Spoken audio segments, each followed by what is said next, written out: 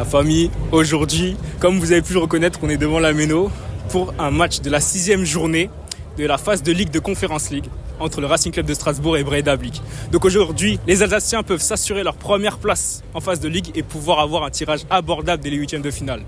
Aujourd'hui, donc ce sera un vlog un petit peu simple. Voilà, on va pas faire comme la dernière fois, on a fait 30 minutes de vidéo. Vraiment, j'ai un petit peu abusé, je pense. Un petit peu de contexte, voilà, et on est parti.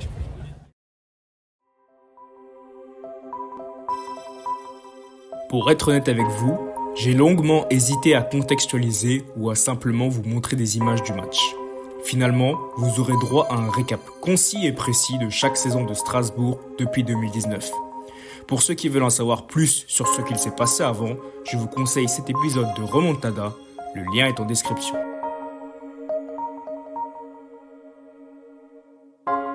Le Racing est qualifié pour le deuxième tour des éliminatoires de la Ligue Europa grâce à son sacre en Coupe de la Ligue la saison précédente. Ils élimineront consécutivement le Maccabi Haïfa et le Lokomotiv Plovdiv, mais se verront sortir aux portes de la phase de poule par Francfort avec un score cumulé de 3-1 pour l'Eintracht. En championnat, Strasbourg finit à la 11e place, à 3 points de l'Europe, dans un classement faussé par l'arrêt des matchs dès la 28e journée en raison de la pandémie de Covid-19. Strasbourg joue le maintien toute la saison et se sauve de peu en finissant 15e avec seulement 2 points d'avance sur la place de barragiste. Strasbourg crée la surprise et joue l'Europe toute la saison, mais verra ses espoirs s'évaporer lors de la dernière journée avec une défaite 4-0 au Vélodrome. Le Racing termine à 3 points des éliminatoires de la Ligue Conférence que Nice disputera. Strasbourg n'est apparemment pas un exemple de régularité car il passe de jouer le maintien à jouer l'Europe, puis de nouveau jouer le maintien. Dans une Ligue 1 à 4 relégués pour la faire passer à 18 équipes la saison suivante, le Racing s'en sort avec un matelas de 5 points sur une zone rouge qui n'avait jamais été aussi dangereuse. Mark Keller, propriétaire historique du club depuis 2012, accepte l'offre de Todd Boehly, président d'un groupement d'actionnaires appelé Blueco. Le consortium avait déjà racheté Chelsea l'année précédente et compte faire du club alsacien son satellite. L'ère Blueco commence mal en tribune avec des supporters totalement opposés à la multipropriété et également sur le terrain où le Racing termine au milieu de tableau avec 39 points. À la surprise générale, Strasbourg termine à la 7e place malgré une équipe très jeune composée majoritairement de joueurs originaires d'Angleterre. Grâce à la réforme des Coupes d'Europe, cela signifie que le Racing est qualifié pour la Conference League, sa première participation à une compétition européenne depuis 2019. Les Alsaciens sont d'ailleurs à égalité de points avec la 6e place occupée par Lyon qui aurait pu les qualifier pour l'Europa s'ils ne s'étaient pas sabordés à domicile lors de leur dernier match contre le Havre. Cette qualification pour la conférence était peut-être une étape nécessaire à Strasbourg pour évoluer. Au moment où j'enregistre, nous sommes le 19 décembre. Strasbourg pointe à la 7e place de Ligue 1 malgré un début de saison tonitruant, l'ayant fait s'installer rapidement dans le trio de tête. Et en Europe, le Racing est premier du classement général avec 13 points en 5 matchs sur 6 grâce à 4 victoires, dont une de prestige contre Crystal Palace. Ce match contre Breda Blik, actuellement 27e et virtuellement éliminé, s'annonce donc comme le bouquet final de cette phase de Ligue, pouvant permettre aux Alsaciens de terminer champions de la phase régulière avant d'entamer le tour à élimination directe en février. Sur ce, je pense que tout est dit. Direction la Méno.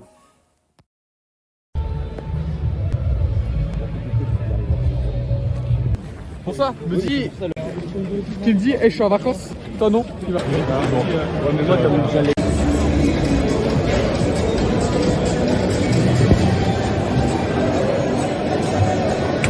On était là-bas. Bon, ça va. Bon, ça commence à se remplir, mais c'est pas encore plein. Ouais, surtout la tribune d'en face, voilà, c'est pas parfait. Et il n'y a pas de visiteurs.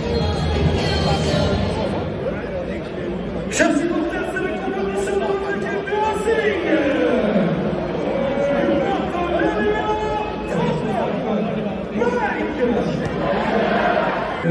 Le numéro 9, Joachim.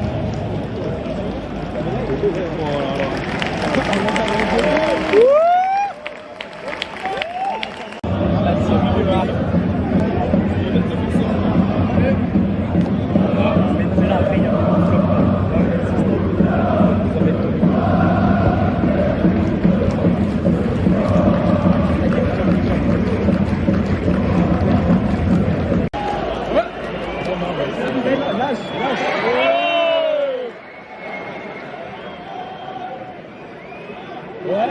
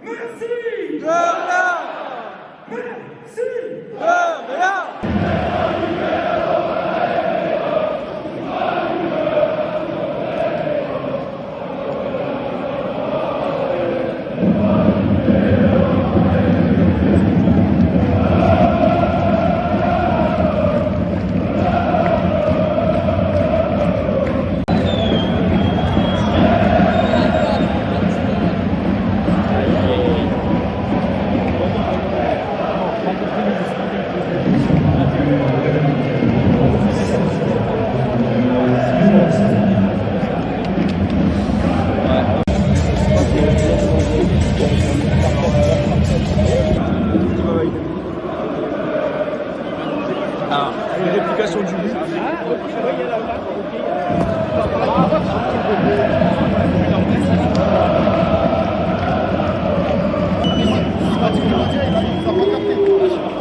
Hors jeu. Ah non les gars.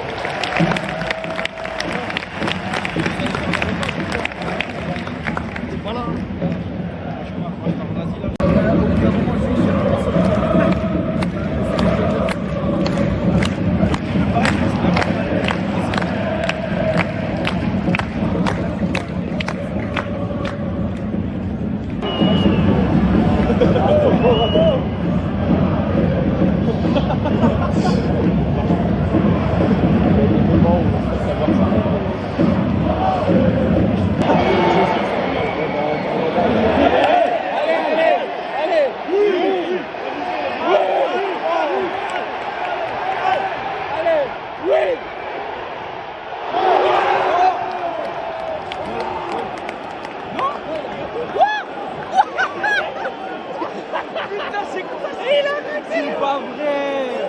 C'est pas vrai, putain! C'est quoi ce bordel? Comment il a non, mais...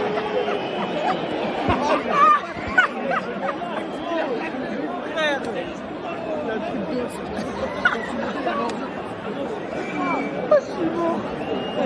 Non, c'est pas normal de rater ça!